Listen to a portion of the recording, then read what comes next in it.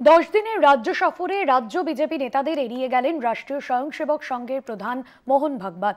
6 দিন কলকাতায় তিনি ছিলেন, কিন্তু সুকান্ত মজুমদার, দিলীপ ঘোষ বা শুভেন্দু অধিকারীর মতো বঙ্গ বিজেপির পরিচিত মুখ কেউই সংঘ প্রধানের ধারে কাছে পৌঁছতে পারেননি।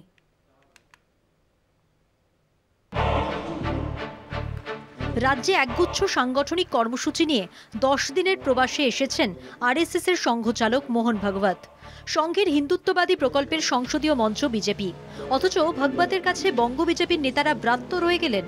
10 দিনের মধ্যে 6 দিন কলকাতায় তাঁর ঠাসা সাংগঠনিক কর্মসূচি থাকলেও বিরোধী দলনেতা শুভেন্দু অধিকারী, দুই প্রাক্তন সভাপতি রাহুল সিনহা ও দিলীপ ঘোষ, এমনকি বর্তমান সভাপতি তথা কেন্দ্রীয় প্রতিমন্ত্রী সুকান্ত মজুমদার ভাগবতের মুখোমুখি হওয়ার সুযোগই পেলেন না।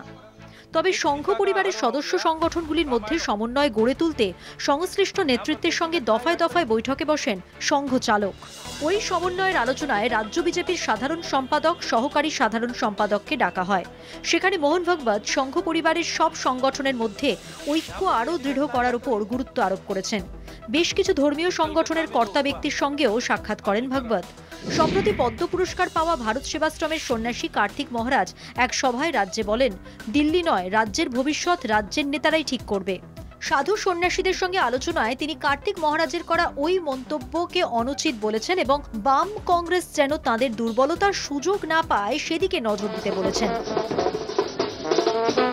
ঐক্যবদ্ধ থাকতে পারলে রাজনৈতিক পালাবদল হবে। এই প্রসঙ্গে তিনি মহারাষ্ট্র, হরিয়ানা ও দিল্লির পালাবদলের কথা মনে করিয়ে দিয়েছেন বলেই সূত্রের দাবি। রাজ্য বিজেপির একটি সূত্রের মতে, বাংলায় পদ্ম শিবিরের নেতাদের মধ্যে প্রবল গোষ্ঠীদ্বন্দ্বে বিরক্ত ভাগবত। সম্ভবত সেই কারণেই বঙ্গের বিবদমান নেতাদের ছায়া মারালেন না মোহন ভাগবত। উল্লেখ্য, স্বাধীনতার পরই প্রথম কোনো সংঘ প্রধান একটানা শুধুমাত্র সাংগঠনিক কর্মসূচি নিয়েই এতদিন রাজ্যে থাকছেন। আগামী রবিবার দুপুরে বর্ধমানে সংঘের প্রকাশ্য সমাবেশে ভাষণ দেবেন তিনি। কলকাতা টিভি।